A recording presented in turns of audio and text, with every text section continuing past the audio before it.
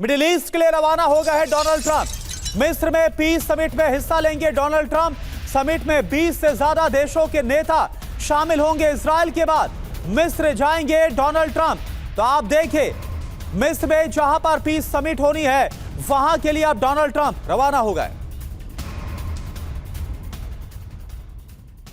और ट्रंप के स्वागत के लिए इजराइल ने बिछाया है रेड कारपेट। जी हां, बेन गुरियन एयरपोर्ट पर सुरक्षा बहुत बढ़ा दी गई है। पूरे शहर को सील करके कर दी गई है barricading. Tel Aviv air space को भी सील कर दिया गया है। डोनाल्ड ट्रंप यहां पहुंच रहे हैं। तो ये तस्वीरें आपको दिखा रहे हैं किस तरह से टेल अवीव के एयर स्पेस को कर दिया गया है सील, और अमेरिकी राष्ट्रपति के लिए बिछाई जा रही है रेड कार्पेट। और देखिए, एक और बड़ी खबर है। मिडिल ईस्ट रवाना होने से पहले डोनाल्ड ट्रंप ने क्या कहा? 2 साल से गाजा में चल रहा युद्ध अब खत्म, यह डोनाल्ड ट्रंप की तरफ से बयान। इजराइल फिलिस्तीन युद्ध विराम समझौते का पहला चरण शुरू हो गया है। लोग युद्ध से थक गए हैं, अब युद्ध विराम रहेगा जारी, यह डोनाल्ड ट्रंप की तरफ से विश्वास जताया गया। तो जिस तरह से गाजा में इजराइल की तरफ से बारूद बरसाया जा रहा था, हजारों की संख्या में यहां मासूमों की मौत भी हो रही थी, तो एक दुनिया ने राहत की सांस जरूर ली है कि अगर बारूद यहां नहीं बरसेगा तो बड़ी संख्या में जो लोग मारे जा रहे थे वो कत्लेआम नहीं होगा। लेकिन सवाल है कि इससे पहले भी तो ऐसा हो चुका है, इससे पहले भी तो संघर्ष विराम की कोशिशें हुई है। क्या इस बार जो विश्वास डोनाल्ड ट्रंप अपने बयान में दिखाते नजर आए वो लंबा चलेगा?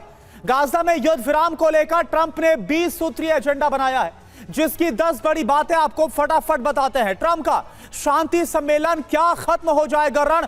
बड़ा सवालिया निशान है इस पर।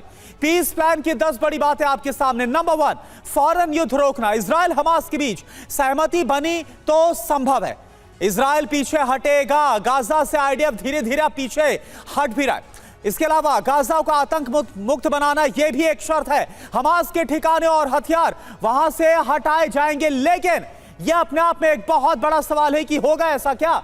सरकार में हमास की एंट्री नहीं होगी, हमास सरकार में प्रतिनिधित्व नहीं होगा, शांति बोर्ड बनेगा। ट्रंप अध्यक्ष होंगे, टोनी ब्लेयर और अन्य देशों के नेता शामिल होंगे। पुनः निर्माण योजना तैयार की जाएगी, बोर्ड विकास और सुधार करेगा और खर्च उठाएगा। इसके अलावा रक्षा के लिए फोर्सेस होंगी, अंतरराष्ट्रीय सुरक्षा बल की तैनाती यहां पर होगी। सीमा सुरक्षा की मजबूती का भी यहां में दावा किया गया। इजराइल और मिस्र की सीमा की सुरक्षा और ज्यादा बढ़ाई जाएगी। इसके अलावा मानवीय सहायता बढ़ाई जाएगी, गाजा को तुरंत पर्याप्त मदद दी जाएगी। और 10वीं बड़ी बात, रहने की आजादी।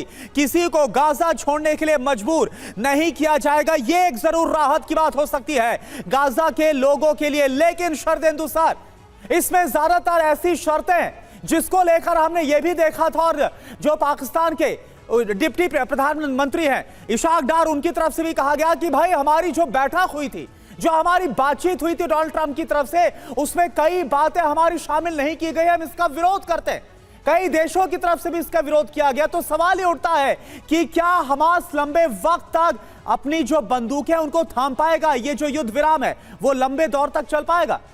देखिए करुणा, यह समय बताएगा कि हमास क्या करवट लेता है। लेकिन आज की डेट में जो शांति प्रस्ताव है वो ज़्यादातर देशों को मान्य है। और जिस तरीके से यूरोप के नेशन ने रिकॉग्नाइज करना शुरू किया फिलिस्तीन को, ये समय आ गया है शांति का। और साथ में डोनाल्ड ट्रंप के साथ 20 कंट्रीज के या तो हेड ऑफ स्टेट है या रिप्रेजेंटेटिव है। एक बहुत बड़ा हुजूम है जो एक इंश्योर करेगा कि यहाँ पे पीस प्रिवेल करे। और कहीं ना कहीं इसमें सहमति आईडीएफ इजराइल की भी है और हमास की भी है और फिलिस्तीन की भी है।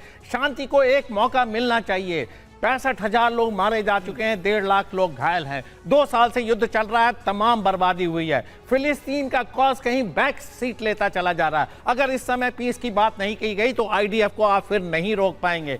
गाजा पूरी तरीके से नेस्तनाबूद होगा और जो थोड़े बड़े फिलिस्तीनी बचे हुए हैं उनको भी वहां से हट के बाहर के नेबरिंग कंट्रीज में शरण लेनी होगी। तो राइट टाइम है डोनाल्ड ट्रंप का, चाहे आप डंडा बोले, चाहे एमिकेबल सोल्यूशन बोले, चाहे एक तरीके का प्रेशर उन्होंने जनरेट किया है पीस के के लिए, चाहे वो पीस प्राइस के लिए उन्होंने कोशिश की हो, लेकिन अल्टीमेट रिजल्ट मेरा मानना है कि गाजा में पीस है। आईडीएफ को प्री डेजिग्नेटेड लाइन पे जाना पड़ेगा अगर वो वहां पे पीस चाहते हैं, और डिपेंड करता है कि हमास किस तरीके से इसको आगे प्रोग्रेस करता है। हथियार तो डालने पड़ेंगे उनको, उनके एडमिनिस्ट्रेशन में कोई पार्टिसिपेशन नहीं होगा, और जो एडमिनिस्ट्रेशन फिलिस्तीनी का होगा वो फिलिस्तीनी टेक्नोक्रेट के पास होगा। तो इस तरीके की जब रूपरेखा बनी, और उसका गारंटर कौन है आपको देखना पड़ेगा। अमेरिका गारंटर है डोनाल्ड ट्रंप, और साथ में एक ऑल्टरनेटिव व्यवस्था दी है उन्होंने। ऐसा नहीं कि वहां पे पीस कीपिंग के लिए आपने इंटरनेशनल स्टेबलाइजिंग फोर्सेस का इस्तेमाल है, पीस को मॉनिटर करने के लिए ट्रंप खुद उसमें इंश्योर करेंगे। तो जब इतनी बड़ी शक्तियां, इतने सारे देश एक साथ हैं,